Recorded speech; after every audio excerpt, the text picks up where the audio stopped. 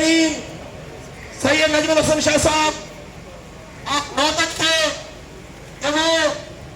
हमारे जनाजा के इस इज्तिमा से खिताब फरमाए और उनका इस्तकबाल करिए हाथों को उठा के पूरी ताकत से बोलना लब्बैक या हुसैन, लब्बैक या हुसैन, लब्बैक या हुसैन, लब्बैक या हुसैन, लब्बैक या हुसैन। मदा सोना अकबर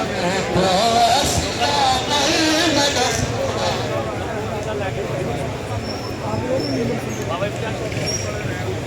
मत कर तना तना बाग बचड़ा मत कर तना तना कोई नहीं हम सल मदा सोना अकबर अखियां ना बद कर मदा सोना अकबर तो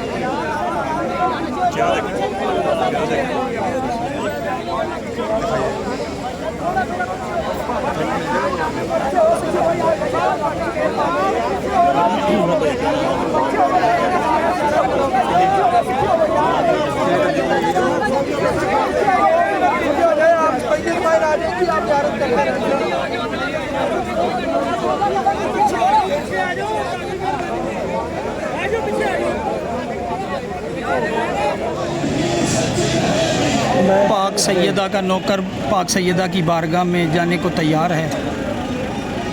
वलीउल असर बादशाह अपने कदमों में ख़ास मुकाम अता करें।